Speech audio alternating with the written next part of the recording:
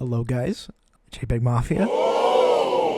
Jpegmafia. Oh. You know, I made the video because the guy requested it. Video did kind of mid. Now it's at like 10K, which is crazy. I've always been the #1 Jpegmafia fan of all time. I know this doesn't matter because real life clout is nothing compared to Discord clout, but I did introduce Jpegmafia to my school, just like how the Europeans introduced smallpox to the Americas, and now everyone listens to him. And you can see this if you look at the charts, right? You can see that there is a big spike as soon as I am introduced to Jpegmafia. Anyways, we did a poll in the server. We did 2 polls actually. It was Jpegmafia, Memphis, Kendrick Lamar, Tribe Called Quest, Mac Homie, A$AP Rocky. And it turned out, you know, Tribe and JPEG tied. I tried to do a Tribe JPEG combo beat, but I kind of got too inspired by the J Dilla era of Tribe. I don't know if you guys know this, but the latter 2 Tribe albums were produced pretty heavily by J Dilla. So I ended up just doing a J Dilla beat with a Jpegmafia beat on top. This one specifically is Jack Harlow Combo Meal, and it's basically just a dupe of that, but Jack Harlow Combo Meal is a drum and sax type beat, and drum and sax, you know, that's my subgenre that I made up, video in the iCard. That's subgenre that I made up. He stole it from me, now I'm stealing from him. So it's chill. It's chill, you know. I'm gonna announce the winner to the beat competition at the end. This time I'm not gonna show off all the beats because that's too long. So I'll just show off that guy's beat, shout him out, and he'll get the crown roll. Join the Discord, guys. Join the Discord, guys. Oh my God, on the Discord. So I found this sample that has a really good chorus, a really great chorus. Kill yourself. Oh, commit suicide. He's such a great accent. I just extracted this kind of loop from the beginning. I'll play the original for you guys. You guys deserve it. The beginning is like angelic. Then he tells you to kill yourself. That's so sad. Right here. Wow. Wow. Wow. Wow. You guys get it? So I took that, I pitched it 600 cents down, stretched it out. And you can hear that snare is kind of big. But the guitar jingling is still there and the chords are still there. So I filtered it. And what do you mean by filtering?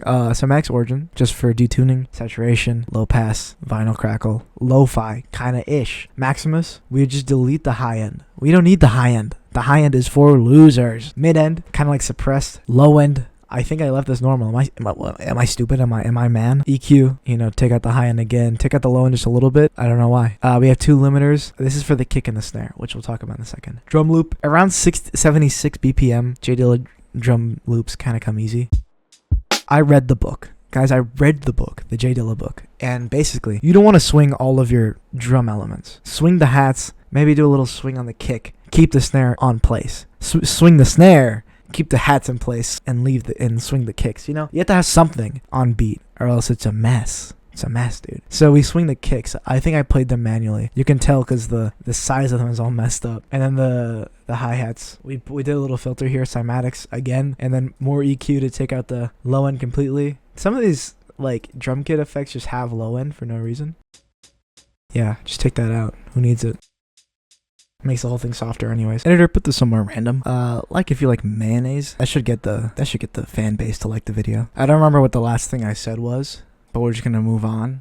Kicks, no effects. We just separate those so we can do some sidechaining later. And then we have a snare also sidechained. What I learned with these J Dilla beats is that the snare is so loud, and sometimes it is so loud that it hurts to listen to. So we do a little bit of that. We got Wave Shaper to boost it up. Some EQ again, because some of these things just have low end for no reason, so we're taking that out. They both are sidechaining onto the beat. So normally the beat sounds like this. And then with the sidechain. And you can already hear it, but for those of you who are visual learners, for those of you autists watching my videos, here are side by side showing you what it's cutting out.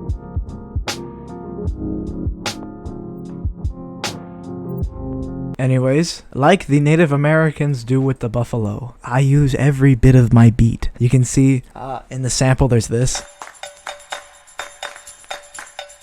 Like some cowbell, some like shaker, I think. Yeah, I thought I was going crazy. Some shaker, some claps. So we just kind of use it as a texture here in this lo-fi kind of sound. That's just like a classic type lo-fi move. It's just to have a little shaker in the background, kind of just vibing out. Anyways, well, we kind of use it as a transition to the actual important part of this beat. I recommend making to do a very clean transition, continue some of those elements, you know, give it some overlap. When it just kind of cuts between, sometimes that works, sometimes it doesn't. This time it didn't, so we just do a tempo pitch up, and basically everything stays the same, except we add a piano.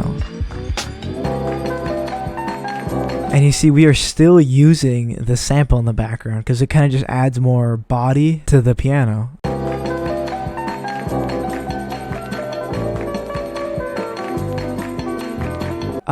What I saw with the JPEG beat is that he doesn't add bass, it's just the upright cello. So for the sample, I just gave it like a ton of body.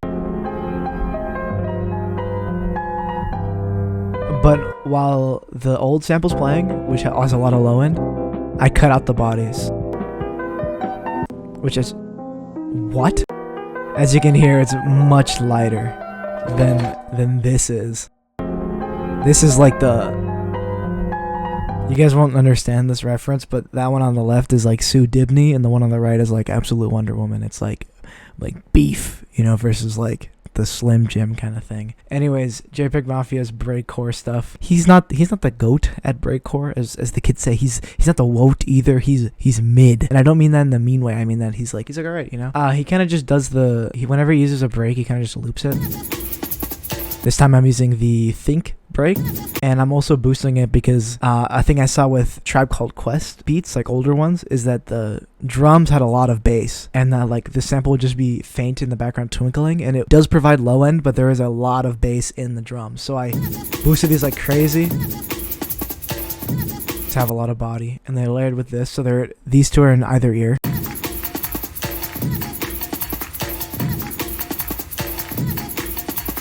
And you know, I really can't say anything else. That's it. We have this awesome loop.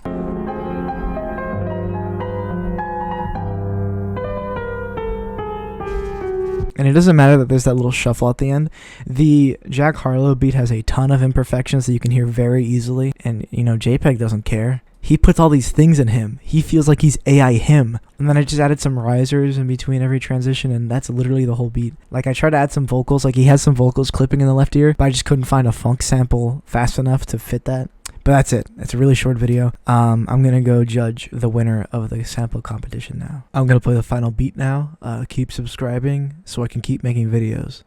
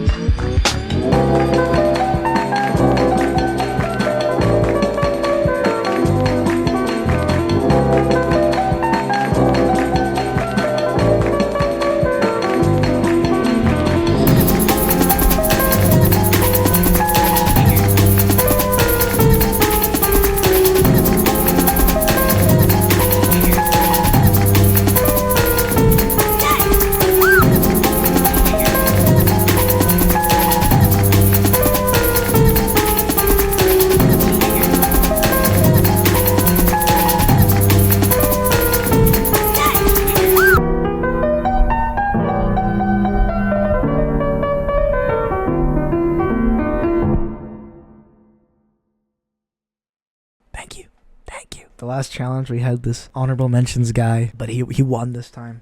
I heard this beat and I was like, damn.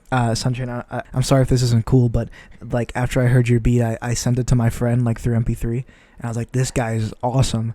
So yeah, I think you pretty unequivocally win. This beat is so catchy.